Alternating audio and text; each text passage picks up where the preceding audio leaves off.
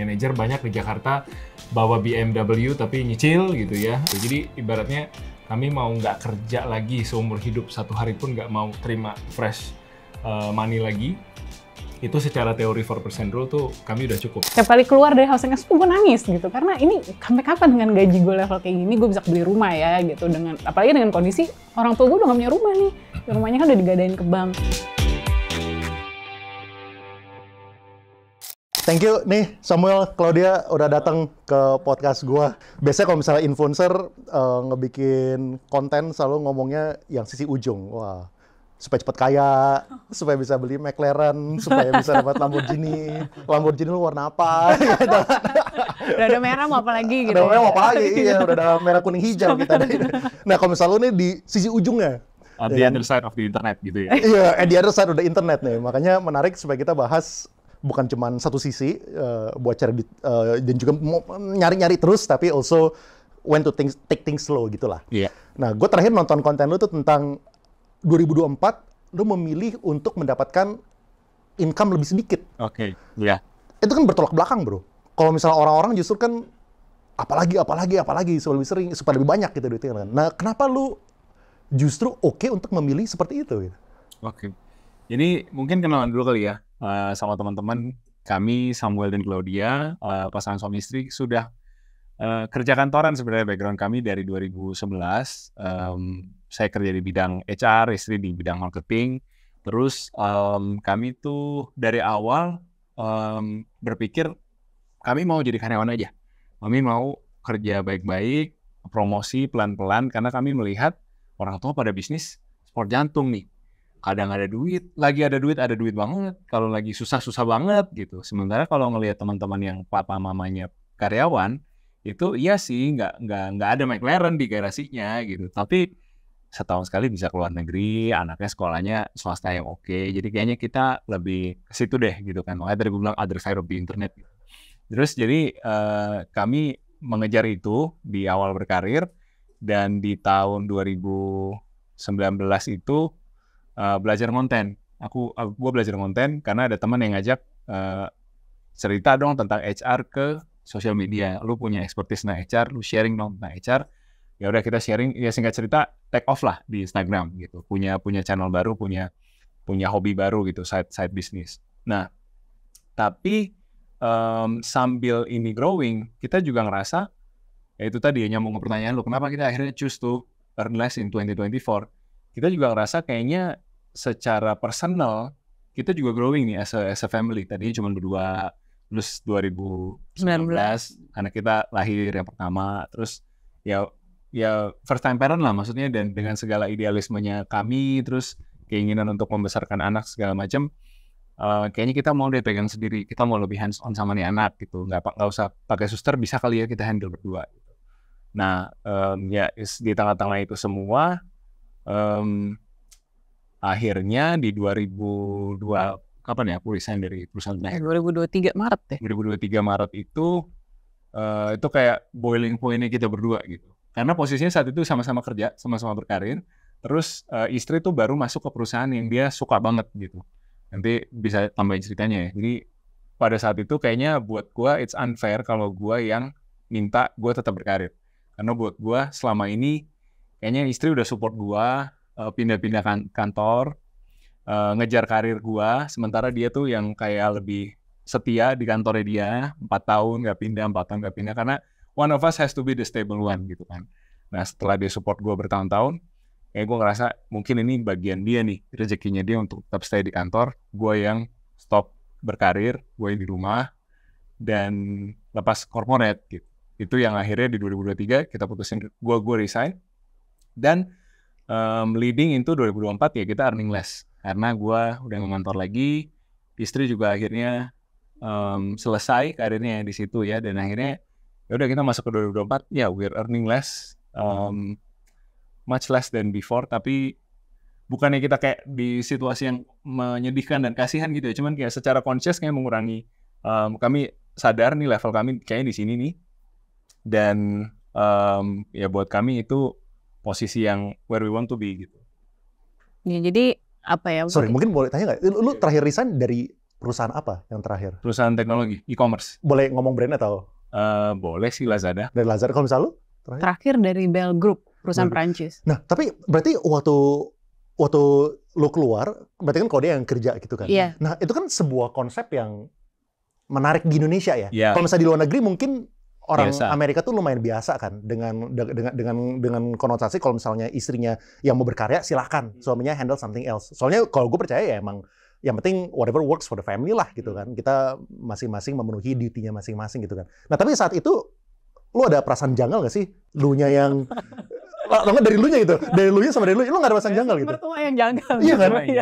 Mertua yang janggal. Nyokap gue sampai bilang, kamu iya sih udah settle, you're financially comfortable, tapi bagaimana dengan Pandangan kodratmu sebagai laki-laki or something like that. Benar, Nyokap benar. gue ngomong gitu. Apalagi di Indonesia gitu. Iya. Apalagi sebagai konten kreator juga. Iya, mungkin juga.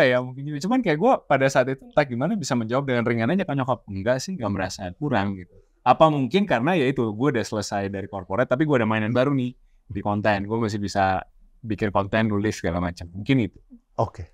Atau juga ya mungkin kita secara finansial udah stabil gitu. Maksudnya saya bukannya resign dari corporate terus tidak bertanggung jawab gitu. Maksudnya memang sudah ada hitung-hitung kurang lebih tabungan atau investasi lah ya kalau kita ngomongnya kan ya cukup gitu. Kita hitung cukup yang untuk angka FIRE itu ya, untuk retire early. Jadi memang kita memutuskan untuk tetap produktif tapi lebih selektif aja gitu dengan hal-hal yang kita mau kerjakan. Kalau dulu kan ya karena background kita lagi-lagi saya sih terutama sandwich generation, ya orang tua udah nggak kerja, mama ibu rumah tangga, jadi kan memang harus earning gitu, harus earning for the family, bukan cuma not only for myself, for my parents also, for my brothers also. Waktu itu mereka juga masih kuliah. Oh, jadi lu yang ngebiayain?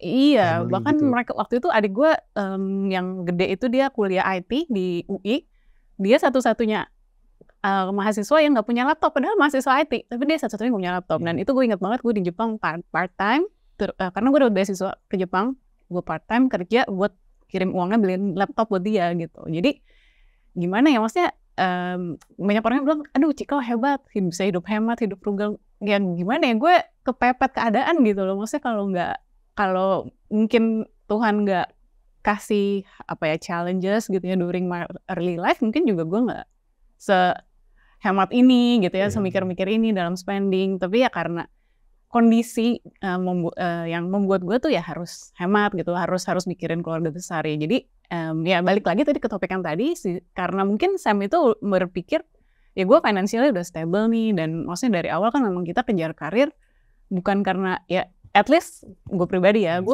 bukan mikir gue pengen jadi CEO atau pengen jadi direktur, bener-bener pengen ngejar kestabilan aja gitu. Gimana caranya gue punya tabungan cukup buat diri sendiri, buat orang tua, gimana caranya adik-adik gue at least selesai kuliah dengan baik dan bisa dapat kerjaan yang stabil, udah gitu loh. Maksudnya nggak kepikiran kayak ya tadi itu bisa beli McLaren begitu. Ada maksudnya bisa punya rumah sendiri aja, bisa punya mobil satu kayak sekarang, kehidupan yang kita punya sekarang tanpa utang, udah punya rumah satu, mobil satu, itu udah kayak impian banget gitu. What we are living today is really our dream. Jadi gue nggak kepikiran sih bisa mau punya rumah yang lebih besar atau mau punya mobil lebih banyak, mobil yang lebih besar, itu nggak kepikiran gitu. Udah bersyukur banget. Menarik deh. Tadi kan Klo kan sempat share juga mengenai sandwich generation kan, dan lu juga sempat share nih di salah satu video lu kan. Dari Samuel sendiri pernah ada perasaan ini nggak sih? Misalnya kan lu berdua married gitu kan, dan yang namanya ngebangun financial sendiri, ngebangun keluarga sendiri, gue ngerasain lah, gue dengan istri dan anak sendiri aja banyak yang harus gue persiapin gitu kan untuk masa depan mereka segala macam. Lu udah perasaan nggak sih, Sam, kayak aduh masa sih gue harus ngebayarin keluarganya sih kalau dia juga gitu? Ada perasaan, ada berat gitu nggak sih? Ada lah, pasti ada lah. Ya, it's only human. Jangan gitu di blacklist ya. Jangan di blacklist, jangan dicoret. Ya paham lah. Ada. Mungkin di sini ngomongnya nggak ada. Nanti kita matiin dulu. Ada bro. Cut. Apa ya? Cuman apa yang bikin lu kayak ya udah Terima it's aja okay, gitu. terima. Karena mungkin waktu itu ya jujur nggak ada noble intentionally saya mau jadi berkat buat keluarga. Jujur kepepet bro. Awalnya itu udah nggak mikir sampai situ. Lebih kayak ya udah ini istri gue, orang yang gue sayang, dia butuh support keluarganya, kita bisanya berapa ya udah gitu. Jadi jalanin berangkatnya dari terpaksa. Lu kasih perhitungan nggak? Oh ini laptopnya harga 7 juta. Dibungain, kasih Kalau harus CAGR, berapa, berapa gitu. bunganya berapa, nanti waktu lu kerja, berarti next time jadi iPhone 15 ya. Gak tahu sama cicinya gimana. Gimana ya? Gue nyentilin di sini supaya mereka yang ngasih sendiri. Iya. Ya, gimana ya, waktu dari awal pacaran soalnya mungkin gue tuh udah self conscious gitu. Maksudnya gue tahu gue bukan dari keluarga berada dan gue tahu gue harus kerja, harus ngantor. Jadi ya udah bilang nih waktu sampai DKT, ini pokoknya keluarga gue kondisinya kayak gini, gue masih punya adik cowok 2, orang tua gue dua-duanya udah gak kerja. Jadi ya gue akan terus kerja buat support mereka. Gitu. Oh, lu dari awal waktu pacaran udah kasih gue udah ngomong. terms and conditions ya gitu ya? Iya, jadi kalau lu nggak mau nggak apa-apa gitu. Maksudnya sebelum melangkah terlalu jauh gitu kan, sebelum terlalu sayang apa segala macam, udah lah gitu. Kalau emang nggak cocok, kalau lu rasa berat ya udah mending putus aja gitu. Tapi anyway gue mau kerja gitu. Lu jangan ngelarang gue nanti. Kan ya maksudnya orang zaman dulu banyak ya, mungkin zaman sekarang juga ada ya yang suami-suami bilang, istri nggak usah kerja di rumah aja. Dan gue bilang gue nggak mau kayak gitu. Pokoknya gue mau kerja karena gue mau support keluarga gue. Lu jangan larang-larang gitu. Kalau lu nggak suka atau lu nggak senang atau lu punya istri yang di rumah ya lu jangan cari gue gitu, nggak apa-apa, cari yang lain aja. Jadi ultimatum ngomong. Menarik, kok dikasih ini ya, terms and conditions, silakan. Tanda tangan. Tulis aja di atas putih. Nah terus lu kenapa mau okein? Apakah gara-gara udah sayang kah atau lu nggak keberatan atau apa gitu? Apa ya? Jadi sekarang mungkin lu harus keluar dulu. Ya harusnya gue nggak kayak gitu. Mungkin nggak mikirnya Nggak ada di briefing ini. Nggak di briefing.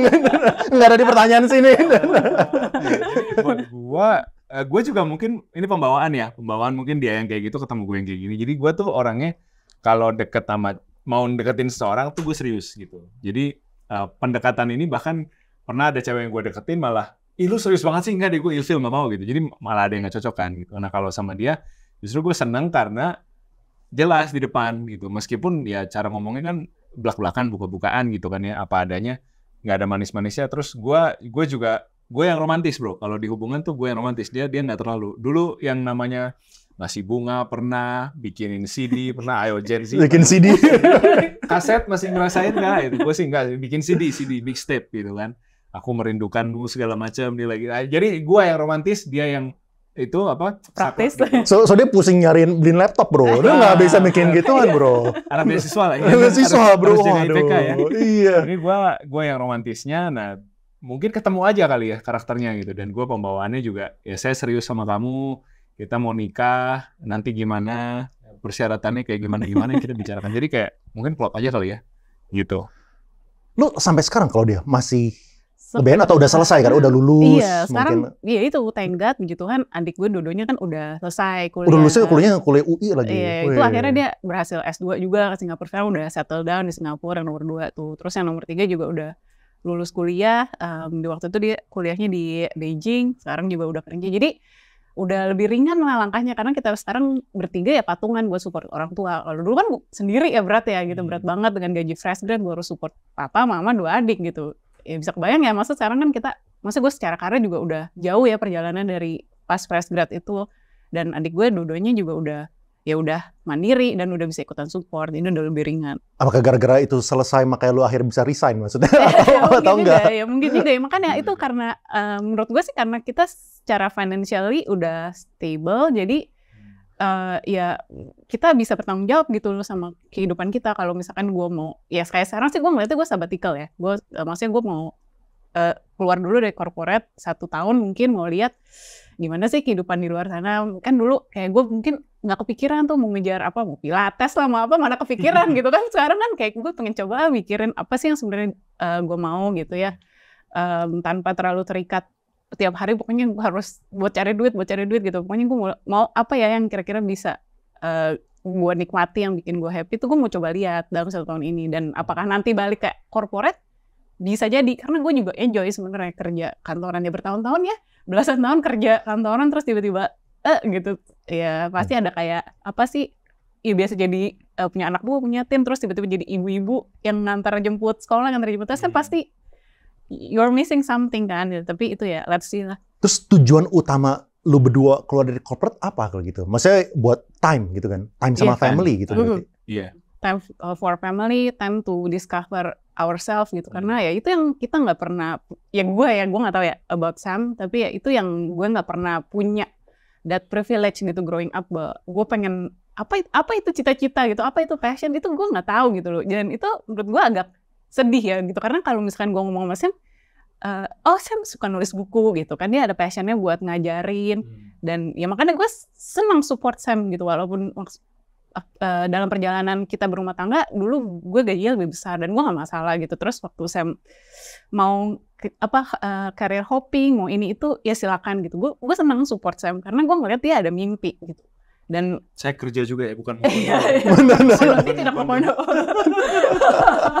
Iya. Dan tadi menarik ya, tadi lu bilang berarti Sam waktu pertama kali mulai gajinya lebih sedikit kan? Iya, karena dia HRD kan. Sampai akhir begitu. Jadi secara profesi kan memang HRD kan back office, dia marketing kan front office kan. By nature memang profesi dia kan diganjar gaji lebih besar. I see. Ya, ini makanya ini kan going in contrast sama sama kebanyakan social media yang tadi kita bilang, ini di ujung sana juga. Dan lu pun juga openly don't mind to share about it gitu, bahwa you actually make more. Dan soalnya kan kesana kan kebanyakan kalau misalnya kita lihat dari TikTok segala macam kan, kalau misalnya mau si cowoknya nembak lu harus punya berapa gitu gajinya dia gitu kan. Kan orang pasti kan harus lebih tinggi daripada gua, atau nggak harus kasih patokan tabungan harus 1 M gitu kan. Nah lu nih manusia berbeda ya, manusia yang lebih yang lebih tapi justru dia aneh di sosial media, tapi di bumi itu lebih normal kan. Sebenarnya sosial media kan kasih kita distorsi ini kan, kayak image itu kan. Apa yang bikin lu oke, dan apakah emang lu nggak terlalu pikirin gitu? Yang penting lu lihat orangnya nih responsibel atau apa gitu. Kayak seberapa penting sih kayak gajinya dia berapa supaya dia tuh ngajakin gue merit? Enggak, jujur gue nggak mikir itu sama sekali. Iya, terminum. Atau ini bro pakai pendulum.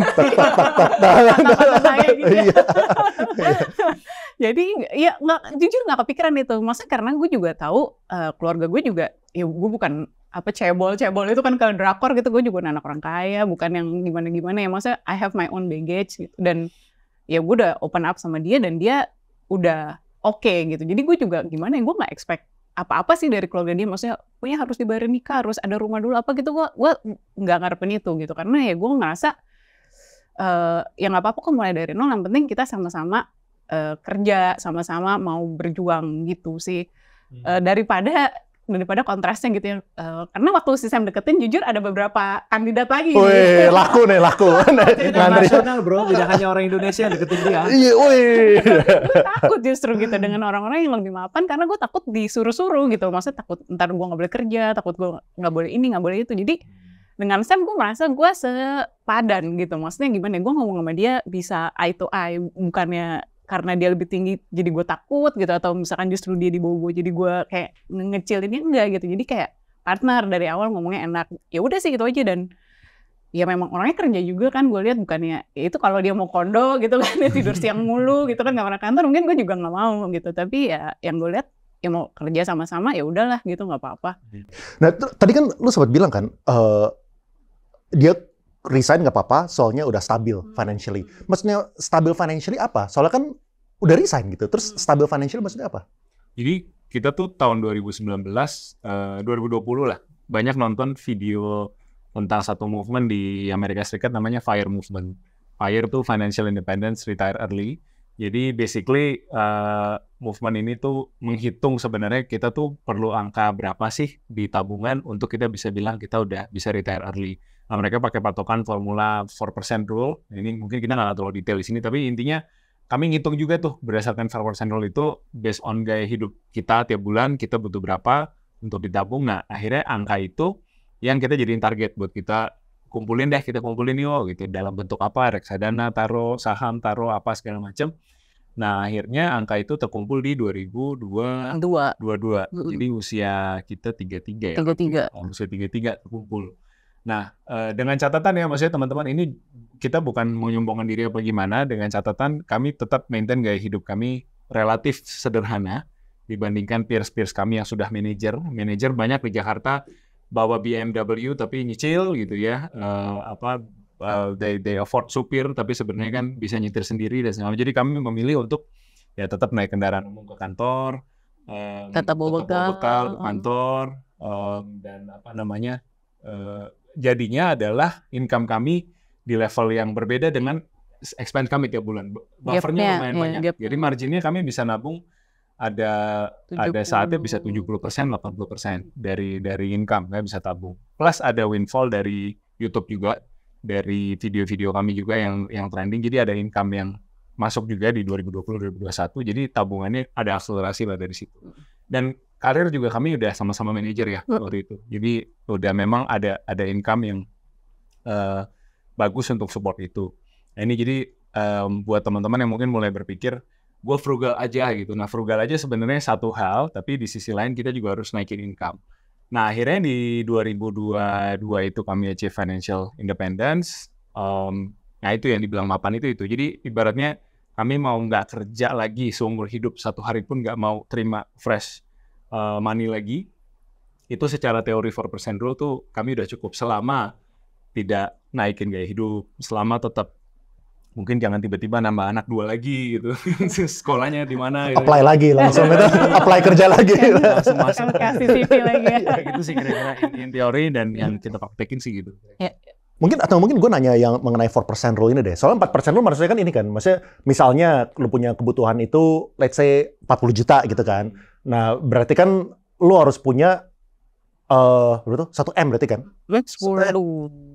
Berarti kan lu punya gaya hidup itu 4% ya? Iya. Berarti kalau misalnya lu punya pengeluaran itu 40 juta setahun, berarti lu punya 1M gitu nggak sih? Iya, kalau 40 juta setahun. Ya kan, kayak gitu kan. Lebih, Berarti lu punya 1M, ya lu bisa keluarin 40 juta gitu kan. Ya kalau misalnya lu kali let's say lu keluarnya 400 juta setahun, berarti lu punya 10M. Kira-kira kayak gitu kan, hitungannya kan. Nah, dan teori ini mungkin kan gue anggap tuh gara-gara lu bisa investasi di sesuatu yang return-nya itu di atas 4%. Gitu kan. Jadi gara-gara return lu di atas 4%, misalnya return lu rata-rata 6%, 7% gitu kan. Ya sehingga 4% lu bisa lu pakai, ya kan. Sisanya itu bahkan lu bisa gulung lagi gitu. Ya berarti konsep FIRE seperti itu ya. Untuk mencari 4%-nya. Jadi dihitung dari lu punya expense per tahun berapa, tinggal ditarik ke lu punya tabungan jadi butuh berapa gitu. Nah terus lu kayak gimana? Lu cara mengalokasikannya itu apakah lu ke yang aman? Ya kan, ke RDPT atau bahkan RDPU yang 45% aja, atau lu try to beat that gitu. Lu harus coba ke 10%, coba ke 20% gitu. So far sih enggak ya, kita masih di sekitar itu 6-7% sih. Karena memang lebih dari itu kan capek kan, lu perlu belajar lagi, perlu paham pasarnya segala macam. Jadi kalau kami sih cenderung tentunya kita harus akui kalau kadang-kadang kita nggak bisa hitung sendiri kan. Misalkan untuk uang sekolah anak 17 tahun lagi butuh berapa, itu kita ke financial planner, kita minta dihitungin gitu. Tapi setelah ngitung-ngitung pun kayaknya dengan return 6-7% per tahun pun kita masih comfortable gitu. Kejar juga angkanya gitu. Karena kami pun juga adjust lah, misalkan untuk lifestyle kami sekarang kami nggak nambah mobil satu lagi atau memperbesar rumah dan segala macam. Jadi kami secara conscious pun juga masih melakukan penghematan di level kami gitu ya. Kalau orang lihat mungkin Kosem, nah ini kan mobil Eropa itu kan sekali servis berapa gitu. Tapi sebenarnya itu pun buat kami sudah satu upaya sadar untuk berhemat gitu. Kami sebenarnya kalau mau bisa loh satu mobil lagi misalkan, tambah supir biar nggak capek nyetir. Tapi itu kami sengaja cut supaya ada ruang untuk expense yang lain. Jadi poinnya adalah to your question, investasinya ini sih. Lebih ke mana? RDPT, RDPU gitu? RDPT, RDPU, deposito. Iya, jadi yang kita BPR ya 675 gitu kan. Iya, itu favoritnya gue ya. Interesting. Tapi kalau gitu saham, misalnya kayak saham BCA, DC aja, lu nggak terlalu, lu lebih prefer yang safe gitu? Saham ada, tapi kami mungkin batasi di 40% aset lah, total aset. Oh, masih ada juga yang berusaha tuh inilah supaya lebih agresif juga. Kalau kripto gimana kripto? Atau nggak pegang? Gimana ya? Ininya reku loh. Harus ngomong iya gue masukin. Enggak apa-apa kok. Mereka nggak punya titipan pesan. Kalau misalnya enggak pun nggak masalah. Kalau kripto as a technology gue rasa menarik. Karena kan gue lama di bank. Kalau bank kan yang bikin lama karena ada banyak instansi segala macam. Jadi secara teknologi blockchain itu menarik. Tapi real use case dari kripto ini menurut gue masih gue tunggu-tunggu.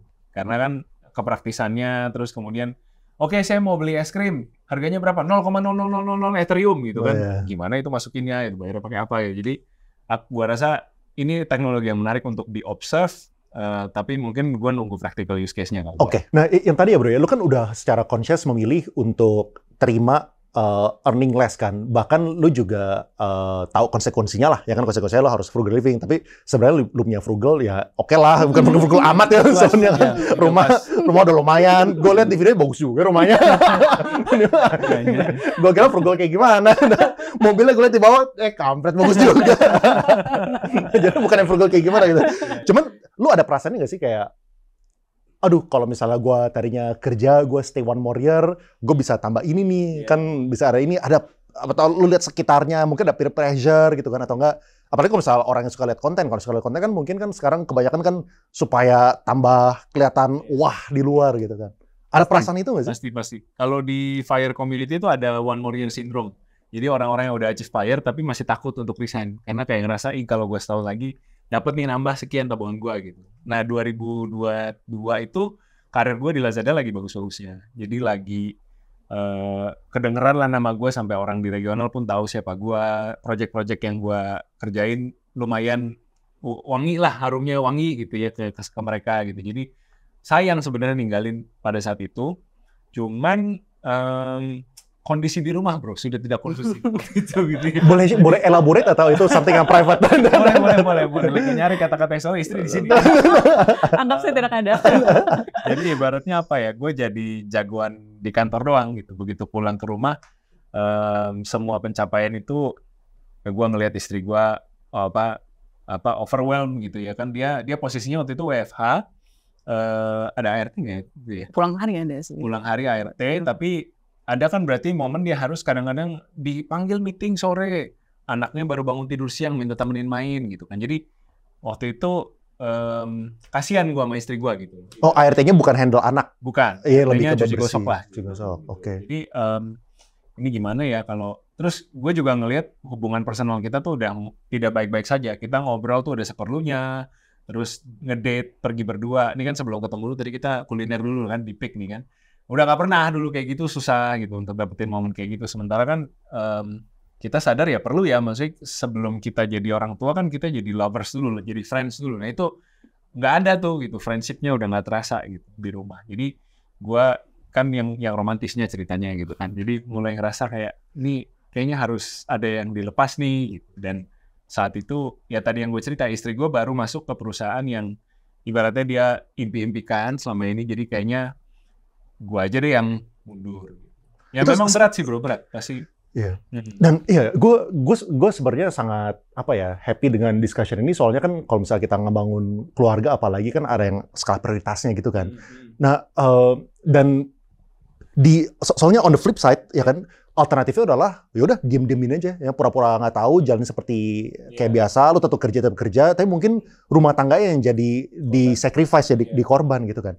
Nah tapi ya untuk mengucapkan dan untuk memulai diskusi itu kan juga butuh effort dan kayaknya harus ada yang mulai ngomong nih. Saya bisa aja sadar tapi ya udah diem-diemin aja whatever gitu kan. Dan itu kan sign of an unhealthy relationship gitu kan. Nah, siapa yang mulai ngomong duluan? This is not right gitu. Ngomongnya tuh bentuknya berantem bro. Bukan, kita mesti duduk bareng bicarakan. Bukan kayak di sinetron ya teman-teman. Berantem. Ini udah kenceng mukanya, pokoknya nggak enak gitu loh suasana di rumah. Jadi kalian lihat Cisem Ciklau dan Cisem. Posem Ciklau sampai berubah jadi Cisem. Itu kalian lihat kan baik-baik saja. Ada masa-masanya enggak gitu. Jadi, ya orang bisa lihat bulannya. Oh bulan ini pantesan lebih kayak gini. Gitu. Agak banyak itu. Ya analisa apanya, rambutnya banyak acak-acaknya.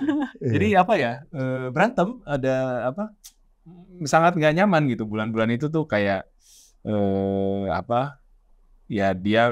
dia mengingatkan gua sebenarnya kita mau achieve financial independence ini buat apa? Ini udah achieve, kenapa tidak kita tetap jor-joran untuk kantor gitu. Terus dari point of view gua sayang buat dilepas nih, bentar lagi gua ditunjuk nih ke Singapura nih, berangkat nih gua gitu kan. Terus kamu ke Singapura mau apa gitu. Jadi kayak udah batu kusir lah bro gitu. Tapi akhirnya ya kita semua kena batunya gitu. Nggak ada yang menang kan sebenarnya kalau suami istri berantem, anak bingung, sakit hati. Jadi akhirnya ya difficult decision, tapi gue ngerasa bener untuk let go. Karena setelah gue lepasin, ibaratnya Tuhan tuh kasih mainan baru gitu. PS5. Ada lepas. PS5, mainan baru PS5. Akhirnya bisa jadi full time PS5 gamer. Nggak ya, bercanda. Jangan ditiru. buku gua rilis kan di tahun itu kan 2002. Iya. Apa title bukunya? 2003, Anak Kantoran. Jadi Anak buku Kantoran. Tentang apa isinya? Isinya, ini kan gue nulis satu buku yang pertama tuh lagi probation untuk teman-teman yang fresh grad, lagi cari kerja. Nah ini Anak Kantoran untuk yang sudah kerja 3-5 tahunan, untuk gimana sih kita minta promosi, gimana sih karir kita biar berkembang di kantor gitu. Jadi tersedia di toko buku terdekat kesayangan lain. Wih, mantap. Itu mulai nulis bukunya gimana? Apakah ada publisher yang approach lu atau lu kepikiran ide ini dan Ada. Jadi memang kan ya ini kebaikan Tuhan ya, dan teman-teman di Gramedia terima kasih. Gue di approach lewat Instagram untuk nulis. Banyak tulisan-tulisan yang dari Instagram. Jadi gue sebenarnya di Instagram tuh 2019 bukan yang tiba-tiba foto gitu, fashionista gitu kan nggak bisa kalau orang di Instagram dari foto. Gue dari tulisan. Ini Instagram gue isinya tulisan-tulisan. Nah, ini mungkin tulisan ini di pick up sama publisher untuk dibikin buku gitu waktu itu. Jadi kebanyakan dari perkembangan dari sana, dan ya sebenarnya keinginan untuk sharing aja sih, bahwa gue berangkat dari kalau lu denger seseorang berprofesi HRD kan antara takut atau males. Ya HRD paling gitu-gitu doang gitu omongannya, atau takut dipanggil HRD, gue ada kasus nih mau di SP gitu kan. Nah sebenarnya itu yang mau gue coba patahkan gitu. Gue mau coba jadi HRD yang bisa berbagi ilmu buat teman-teman. Itulah dari buku-buku ini dan dari konten-konten gue di Instagram. Oke. Terus kalau misalnya dari lu sendiri kayak gimana? Apakah dulu ya mungkin keberatannya terutama gara-gara ada anak juga kali ya, besok nggak ada helper. Ya gue juga ngerasain sih anak kita umurnya sama lah. Iya, pasti berat sih. Iya, waktu itu kan Hana lahirnya November 2019. Nah, di tahun 2019 itu memang dia lagi nulis buku gitu. Jadi dan Instagram dia juga lagi naik-naiknya. Jadi bayangin ya, maksudnya dia kantor kayak biasa, 9 to 5 gitu. Terus udah gitu ya masih mau nulis buku juga, masih mau ngonten juga. Dulu kan zamannya Instagram live mesti jam 7 sampai jam 8 malam mau live. Ya berat sih, tapi gimana ya, maksudnya balik lagi gue ngeliat tuh dia kalau di side project-nya itu dia lagi ngejar mimpi gitu. Maksudnya lo bisa ngeliat kan orang yang happy gitu ngerjain sesuatu, dan ya gimana ya, kadang-kadang gue kesel juga sih, capek nih gue ngurus anak gitu kan, maksudnya lagi hamil, terus besok 2019 kan lanjut 2020 masih babynya masih kecil gitu, yang masih gadang-gadang bangun, ya terus Samnya sibuk, tapi ya gue ngeliat Sam tuh ada effort gitu, dia pas kita begadang-begadang itu yang pas babynya masih kecil banget, bagi 2 gitu, jadi jam 9 sampai jam 1 pagi itu Sam gitu, besok dia tidur, gue jam 1 sampai jam 5 pagi, jadi gimana ya, walaupun berat tapi Sam tetap mau bantuin di ngurus anak gitu. Ya udah, mungkin Sam yang kurang tidur atau gimana, gue nggak tahu, udah tanya aja gimana dia bisa survive. Gitu ya. Ya, mungkin ini deh, Claudia boleh share nggak ya mengenai lo punya background deh, sandwich generation terutama kan. Soalnya kan gue rasa ini lumayan prevalent lah, kayak banyak orang Indonesia juga yang memiliki pengalaman yang sama gitu kan dari lo. Boleh share lebih detail nggak perjalanan lo itu kayak gimana? Kayak mulai dari kapan lo mulai membiayai keluarga lu juga gitu. Ya, jadi bokap itu bisnismen ya, bisnisnya ya ibu juga kurang tahu lah ya, segala macam, kadang-kadang bantuin pokoknya urusan tambang ini itu. Jadi gue juga nggak tahu ya, mungkin banyak di sini yang dari Chinese descent juga kadang-kadang bingung ya, orang tuanya kerja apa gitu ya. Gue jujur bingung kalau lu sendiri juga nggak tahu. Nggak tahu gue. Kok bisa nggak? Kan lu kan bisa nanya. Gue juga bingung, bokap gue nggak mau cerita gitu orangnya. Maksudnya kalau jadi gue tahu dia jadi kan rumah kita dulu ruko, di bawahnya itu ada kantor. Gue tahu dia tiap hari ngantor. Jadi ya gue tahu lah dia melakukan kerjaan dia apapun itu, tapi gue nggak tahu dia ngerjain apa gitu. Bisnisnya tapi gue nggak tahu, dia nggak pernah cerita. Adik-adik gue juga bingung gitu. Jadi tiap kali kalau di sekolah suruh cerita orang tuanya kerja apa, gue bingung justru. Gue cuma bilang ya pokoknya apa bisnis gitu, bisnis apa gue nggak tahu. Nah itu dari sejak gue kecil sih gue melihat gimana ya, bisnisnya nggak pernah yang take off banget gitu, dan kita nggak pernah yang punya yang mobil atau jangan keluar negeri dari kecil, nggak pernah gitu. Cuman ya udah gitu, sederhana aja, nggak pernah kekurangan, nggak pernah sampai nggak makan gitu, nggak pernah. Nah terus juga tapi gue ngeliat pas gue SMA itu bokap gue bener-bener bisnisnya tuh udah seret-seretnya, bisa mungkin nggak ada income berbulan-bulan. Terus gue ngeliat bokap juga apa aja dia kerjain, maksudnya kayak bantuin saudaranya dia ngurus pajak, ngurusin itu, yang kayak gitu-gitulah yang kecil-kecil gitu. Dan nyokap gue ibu rumah tangga. Jadi dari SMA itu gue udah ngelesin anak-anak tangga bahasa Inggris. Oh, cari duit sendiri dari SMA? Iya, dan itu gue uang hasil ngelesin itu ya gue kasih ke nyokap gue gitu, diatur-atur buat uang sekolah gue dan adik-adik, buat ya makan hari-hari. Dan waktu gue SMA itu kondisinya juga rumah yang kita tinggalin itu akhirnya udah digadain di bank, jadi bukan atas nama kita lagi gitu. Jadi gimana ya, maksudnya gue tumbuh dengan kondisi ekonomi yang aduh ini kita kapan aja bisa nggak punya rumah nih gitu, nggak tahu benar-benar mau tinggal di mana gitu. Jadi ya udah dengan mindset yang kayak gitu, makanya gue kepikiran gimana caranya gue belajar baik-baik, gue mau kerja baik-baik, nabung baik-baik, gue nggak mau hidup kayak gini lagi gitu nanti. Dan ya udah akhirnya lulus SMA gue dapat beasiswa ke Jepang full 100%, dan di Jepang juga masih part time lagi, itu juga uangnya semuanya gue sebagian gue kirim buat kuliah adik-adik gue, buat orang tua gue. Terus ya udah sampai akhirnya kerja juga ya uang dengan gaji fresh grad tuh gimana caranya cukup buat kita berlima gitu sih. Nah, ini menarik ya, soalnya kan banyak orang yang punya kesempatan buat belajar di luar negeri. Most of them, kebanyakan lah ya, memilih untuk kerja di luar negeri gitu. Soalnya kan dibayar pakai yen. Kayak gini gitu kan. Habis itu biaya hidupnya di Indonesia gitu kan, sangat achievable. Kenapa? Apakah lu sempat kerja di sana atau enggak? Enggak. Nah ini bapak ini ya, menyebabkan saya pulang gitu kan. Oke. Lu emang udah pacarannya sejak di Jepang? Lu dari Jepang? Kita ketemu di Jepang. Lu belajar di Jepang juga? Iya. Oh, oke. Pulangnya tuh karena ada, mungkin awalnya ya Kak, kalau tadi kalau cerita bokapnya usahanya naik turun, kalau bokap gua ada usaha yang jalan tapi nggak take off juga lah, luar biasa gitu. Nah, gua berpikir tuh tadinya pulang mau sambil kerja sambil deket bokap supaya bisa bantuin bokap kerja lah, mungkin weekend nongkrongin kantornya gitu segala macam gitu, bantu. Tapi ya seperti semua teman-teman yang punya usaha keluarga tahu, tidak semudah itu ya kan, tidak semudah itu take over perusahaan dari generasi pertama ke kedua gitu. Jadi akhirnya that didn't happen. Cuman yang terjadi ya akhirnya kita gaspol kejar di karir kita sendiri ya gitu. Mungkin iya, jadi balik ke Indonesia karena saya mikirnya ya mau bantuin bokap nih gitu. Dan kayaknya kalau kita long distance pacaran susah nih gitu ya. Dan tadi kan lo lihat kayaknya dia serius banget dari awal ngajak-ngajak kita harus nikah gitu. Ya udah. Iya. Untung mau ya sama gue ya. Menarik. Ya, tapi lu berapa lama akhirnya lu support? Berarti dari SMP sampai dari mereka lulus. Waktu lu SMA, adik umur berapa tuh berarti? Yang satu beda 3 tahun, jadi pas gue SMA, yang satu SMP, yang satu sempat masih SD, beda 5. Oh, 5 tahun. Berarti sekitar hampir 10 tahun berarti sampai lulus kuliah, lu supportnya gitu? Iya, kurang lebih lah, sampai mungkin 5-6 tahun ya gue kerja, yang sampai yang paling kecil ini udah lulus kuliah. Iya. Ya mantap. Wah, ini apa, harus jadi panutan kayak gini. Ini karena kepepet. Iya, keren. Dengan pengalaman lu ini ya, kan ini gue pengen ngasih sharing sisi realistisnya nih. Ya kan lu udah married, lu kerja, apalagi background lu juga sebagai senior generation gitu kan. Sebelum cowok itu ngajakin ceweknya married, cowoknya harus punya apa dulu? Iya. Susah ya, ini kalau kadang kita gimana ya, maksudnya gue ngerti nih pandangan orang-orang yang maksudnya pengennya cowoknya ada ya tabungan materi dulu, karena memang tabungan materi kan bisa dihitung ya, maksudnya kalau kepribadian agak susah gitu ya, baik tuh baik gimana gitu kan.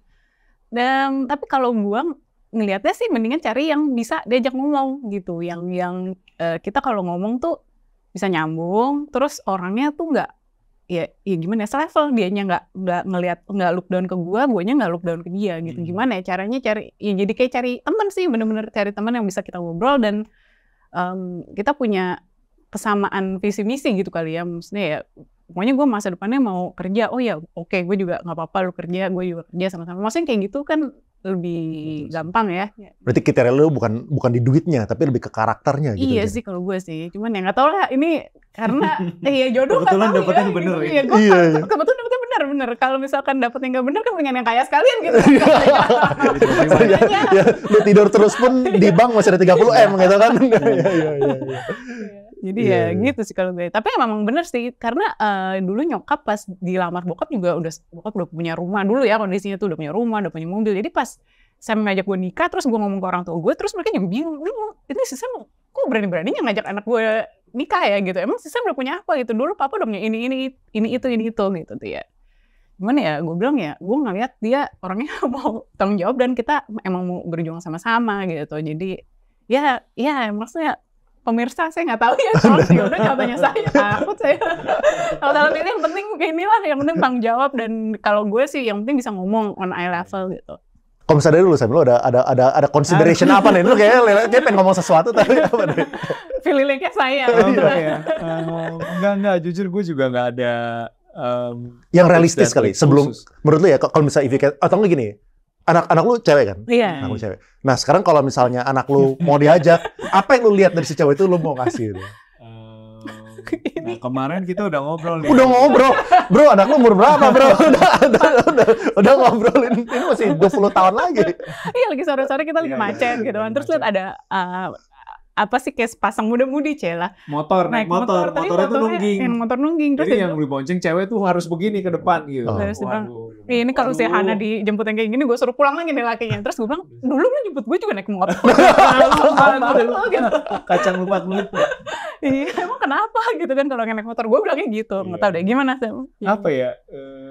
Ya yang gue kalau gue kenapa sama Klau sampai sekarang mungkin ya tadi seperti Klau bilang, dia ngomongin yang baik-baik tentang gue ke orang tuanya segala macam. Jadi gue liatnya, gue nggak merasa gue berjuang sendiri sebagai seorang.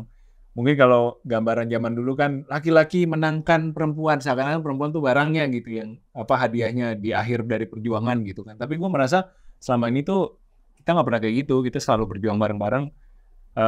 Kekurangan gue ditutupin dia dan sebaliknya juga. Jadi apa ya? Lebih ke bersyukur sih kalau gue sih. Untung dia mau gitu sama gue gitu. Jadi ya terima kasih. Jadi pesannya apa? Pesannya apa buat anak lo? Cari pasangan kayak gimana? Carilah yang seperti papa. Yang mau berjuang buat kamu, yang mau berjuang sama-sama kamu, yang mau dengerin kali ya, yang dengerin. Tadi yang Klau bilang dengerin itu penting. Jadi ibaratnya lo nggak karena gue ngelihat dari generasi sebelum kita tuh banyak yang laki-laki adalah kepala keluarga gitu kan. Jadi harus didengerin, keputusan terakhir laki-laki. Padahal laki-laki tidak selalu benar. Laki-laki juga kadang-kadang tidak melihat. Ada hal-hal yang perempuan lihat gitu. Jadi kemauan untuk ngedengerin dan mau setara itu tadi yang kayaknya harus dicari deh sama Hana. Iya. Ini video buat 20 tahun lagi ya. Time capsule. Iya, time capsule. Cuman sedikit disclaimer, orang tua gue juga background-nya mirip kayak kalian. Maksudnya papa gue tuh dulu background ekonominya di bawah mama gue, gitu. Cuman mereka akhirnya jadi baik gara-gara papa gue mungkin mau berjuang gitu. Sama lah kayak lu lah, saya juga mau berjuang gitu kan. Bukannya cuma santai-santai doang gitu kan. Oke, bro, lu kan dari dulu udah selalu menitik beratkan di saving, ya kan, nabung gitu kan, terutama waktu lu pengen mungkin achieve sebuah angka supaya lu bisa ada financial independent gitu kan. Menurut lu ya, kita bagi ke mungkin 3 tahap kali ya, kayak orang yang gaji itu 5 juta, orang yang gaji itu 5 sampai let's say 20, sama orang yang gaji itu di atas 20 gitu ya. Menurut lu ya, berapa persen sih yang orang seharusnya itu tabung di masing-masing bracket gitu? Wow, ini susah ya, karena gue nggak tahu secara detail lifestyle tiap-tiap orang. Nah, apakah justru menurut lu harusnya kalau misalnya lu gaji segitu jangan mikirin lifestyle dulu, pokoknya lu sekecil-kecil dulu gitu misalnya, atau menurut lu gimana gitu? Karena karena gue bukan CFP, jadi ini tidak terstruktur ya penjelasannya. Cuman kalau melihat dari pengalaman kita ngumpulin kekayaan gitu, kami berdua itu justru nabung terbesar itu terjadi mungkin 5-10 tahun terakhir. Iya, pas udah jadi manajer ya, pas udah income 20. Oh, ini besar kecil bukan nominal ya, secara persentase. Iya, berarti secara persentase. Iya. Karena gini kan, kita realistis nih, kita ngomong waktu gaji kita fresh grade, katakanlah lu bukan sandwich generation pun gitu, hidup di ibu kota, mau lu sehemat-hematnya lu bisa hemat berapa sih gitu ya. Palingan udah bisa nabung 10% aja 500.000, sejuta juga udah hebat kali ya kalau gaji lu 5 juta. Tapi kalau misalkan gaji lu 20, 30 juta dan lu bisa maintain gaya hidupnya tetap di expenditure-nya 6-7 juta, itu kan lumayan banget tuh bisa nabung berapa banyak gitu. Jadi memang ya realistisnya sih, kalau susah kalau kasih persentase menurut gue, tapi realistisnya adalah kalau misalkan income lu makin besar, harusnya persentase nabung lu makin banyak gitu. Jadi ya boleh income tentunya boleh, expense tentunya boleh ya naik ya. Masa kita hidup mau pas-pasan terus, misalkan dulu nih ya, zaman kita 5 juta, gue 5 juta. Gue tuh, kemarin kita baru cerita ya sama Sam, kita lagi ke food court di PIM 3. Terus ada satu, ini boleh nyebut merek gak sih? Ini mie leker, ya itu kan yang mie tarek gitu. Keprak-keprak Yang suka ngagetin gitu. Ya itu dulu tuh kita pas fresh grad mau makan di situ aja tuh kita mikirnya lama banget gitu. Bisa mungkin, aduh ini special occasion kali ya pas gajian, tiap tanggal 25 mungkin kita boleh nih makan di food court. Sisanya kita bawa bekal dari rumah. Tapi dengan sekarang kita sudah lebih comfortable income-nya, ya kan kita bisa expand ya, maksudnya nyobain makanan-makanan yang lebih mahal mungkin ya kadang-kadang, tapi nggak berarti misalkan dulu gaji gue 5 juta, sekarang 10 juta, income expand-nya gue juga didouble, yang nggak berarti kayak gitu juga gitu ya. Boleh lalu naikin pengeluaran, naikin gaya hidup, cuman jangan sampai berbanding lurus aja gitu dengan income. Apalagi lebih tinggi gitu. lagi. Iya, apalagi lebih tinggi, pinjol. Terus ada kreditin semuanya. Iya. Kenaikan gaya jauh lebih cepat daripada kenaikan income. Kacau. Kenaikan gaya. Iya. Cuman oke, tadi pesannya itulah ya, yang pesannya adalah kalau misalnya income-nya naik, kalau bisa kenaikan gaya hidupnya jangan naik secepat itu juga gitu ya. Nah, mungkin pertanyaan terakhir dari gue ini nih. Kan banyak orang kan yang merasa pengen achieve sebuah financial freedom gitu kan.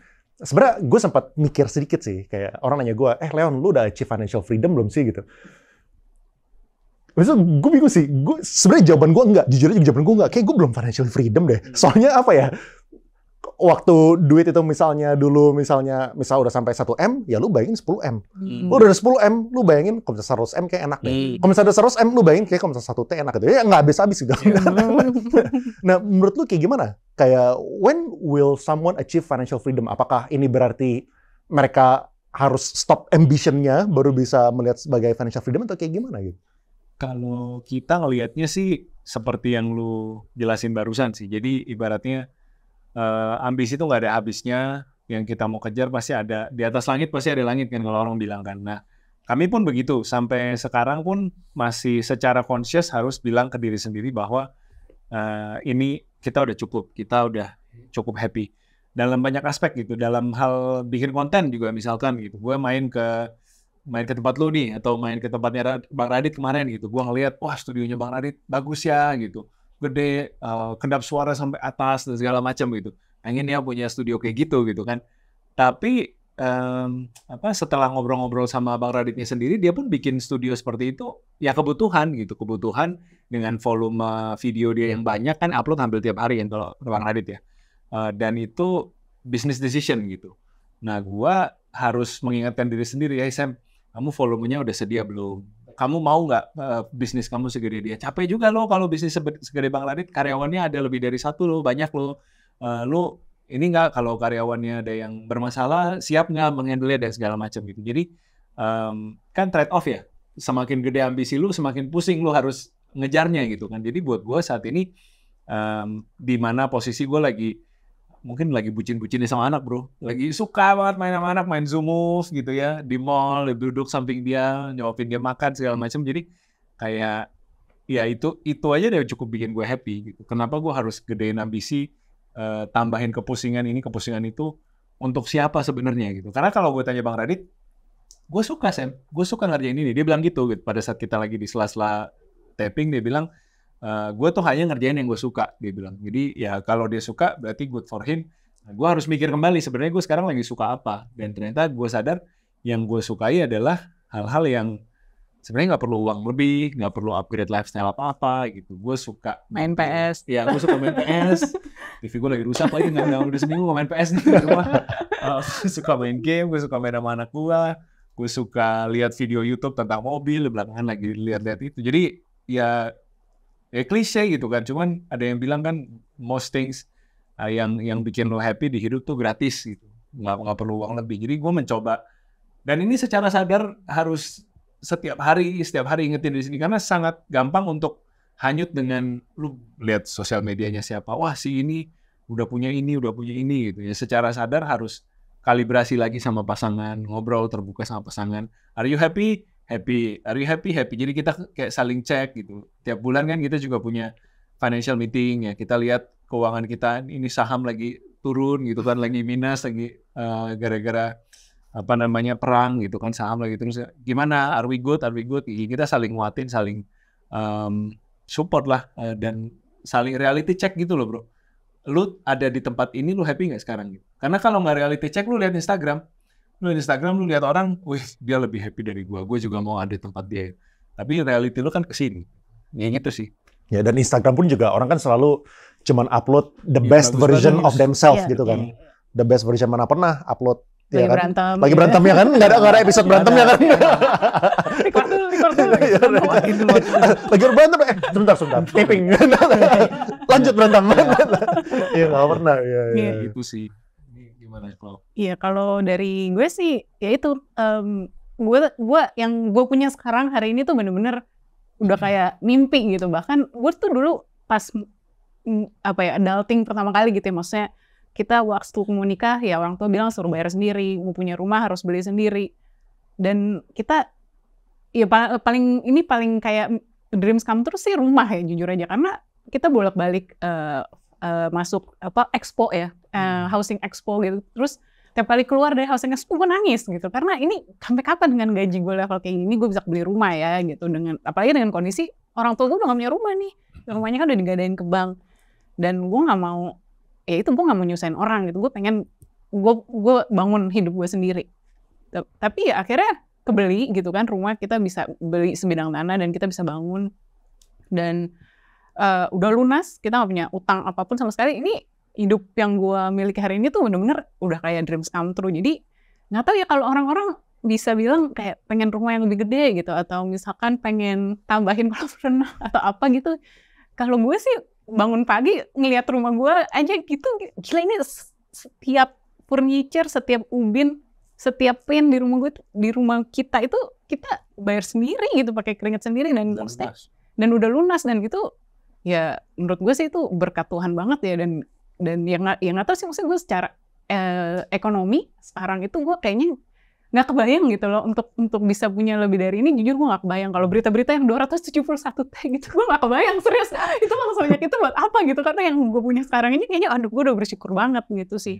Dan ya, gue nggak tahu ya maksudnya kalau gimana caranya, justru gue nggak tahu, maksudnya kayak sekarang kayak yang tadi lu bilang gitu kan, kalau udah punya 1M pengen 10M, punya 10M pengen 100M. Masalahnya gue nggak pernah ngerasa kayak gitu. Gue di titik ini ya dulu ya tentunya pas masih ngejar tertentu membangun iya kan, pas kita bikin pokoknya kita mau nabung sampai titik ini ya, angka FIRE itu ya tentunya ada gitu goal. Tapi once udah touch goal itu ya gue nggak ngerasa apa ya, jadi goalnya harus segede ini, hidup kita harus lebih besar nih, harus lebih bisa jalan-jalan setahun 2 kali, pokoknya harus bisa jalan-jalan setahun 2 kali pakai bisnis kelas. Itu gue nggak kepikiran sama sekali, dan ya nggak tahu ya kenapa. Jadi mungkin ya apakah karena background gue yang dulu kontras banget sama hidup yang gue jalanin hari ini, jadi gue bersyukur banget, apa gimana yang gue juga nggak tahu sih. Tapi ya gue nggak pernah ngerasa pengen lebih dari ini tuh, gue nggak. Mungkin juga sama skala prioritas kali. Kalau misalnya mungkin prioritasnya family gitu kan. Planning buat second atau itu bakal keluar dari 4% rule. Itu juga kayaknya harus kita bilang kata cukup di sini. Iya. Kalau itu iya. Bukan soal, nah ini setelah punya anak, dulu sebelum punya anak kita mikir anak itu it's all about money atau financial decision. Nah setelah punya anak, jujur gue ngerasanya itu it's all about mental juga gitu kan. Terus soal ya gimana ya, maksudnya kita secara keluarga tuh gue ngerasa udah komplit gitu maksudnya dengan kita bertiga, dan ya nggak tahu lah, nggak kepikiran aja gitu pengen nambah anak 1. Dan yang kita jalanin sekarang kita juga ada anak-anak asuh gitu, jadi gue nggak ngerasa. Lu ada anak-anak asuh? Ada anak-anak asuh buat yang lu biayain buat mereka sekolah gitu? Iya. Jadi, kenapa ada? Maksudnya mulainya gimana? Jadi gimana ya, kalau gue pribadi gue ngerasa hidup gue berubah karena ada orang-orang yang ada dulu pas gue SMA, ada guru accounting gue yang ngelihat gue ada talent, terus gue dimasukin ke kompetisi nasional, terus gue jadi juara nasional, terus akhirnya dengan berbekal itu gue dapat beasiswa. Jadi dan karena gue kuliahnya bagus, gue ngerasa bisa dapat kerjaan yang bagus. Jadi gue ngerasa hidup gue berubah karena ada edukasi yang baik. Jadi gue mikirnya buat anak-anak ini gimana caranya mereka bisa ubah hidup mereka, bisa ubah hidup keluarga mereka, harus dari edukasi yang baik gitu. Jadi ya itu sih gue ngerasa terpanggil untuk membangun edukasi ke anak-anak. Jadi secara keluarga, maksudnya gue nggak ngerasa kita kurang gitu. Mungkin kan ada ya emang orang-orang yang, aduh gue pengen anak 2 atau anak 3, anak 4 gitu. Dan itu menurut gue fine-fine aja gitu. Atau bahkan memang pengen child study sekalian kan ada gitu. Tapi kalau gue ngerasa dengan hidup yang kita jalanin sekarang bertiga udah full gitu, udah komplit gue ngerasanya. Jadi nggak kepikiran sih kalau memang ya, dan kalau mau jadi berkat ataupun mau membangun, maksudnya harus jadi berkat dong gitu. Kita harus membangun gitu kan, ya maksudnya nggak mesti dari anak biologis ya, again menurut gua gitu. Jadi ya harus mempekerjakan orang dong. Saya kan mempekerjakan orang. Itu kan perusahaan-perusahaan TBK yang saya miliki itu. Karyawan saya semua itu. Pemilik BCA, pemilik BRI, satu lot. Iya. Boleh like berbanget gitu kan, dipanggil kalau rapatnya. Anak BCA ya. Tante yang nanya, tante nabung di bank saya. Gue dulu pernah intern di BCA, bro. Oh. So, orang pikir gue keluarga. Leonardo Tartono kan. Gue sempat keluar dari lift, ada VP yang nunduk sama gue. Selamat pagi Pak. Kayak di drakor. Waktu gue pikir, orang-orang yang kerja di BCA baik-baik banget. Habis itu 2 minggu kemudian, udah pada ignore gue. Kayak mereka udah nanya, itu Leon siapa sih? Oh bukan siapa-siapa. Oh ternyata bukan siapa-siapa. Nama belakangnya. Ternyata salah persepsi. Mungkin gara-gara dulu waktu gue masuk ke sana ada kebetulan ada kenalan kerja sebagai direktur, kenalan keluarga gitu. Dia sebagai orang yang baik ngundang gue lah ke level direktur itu kan, ngajakin makan mungkin segala macam. Jadi begitu gue turun dari lantai itu mungkin orang bilang gila baru ketemu keluarganya tuh Leon. Pemilik BCA nih. Ternyata satu lot deh. Yeah. Thank you so much nih. Claudia. Sam, thank you so much for your time.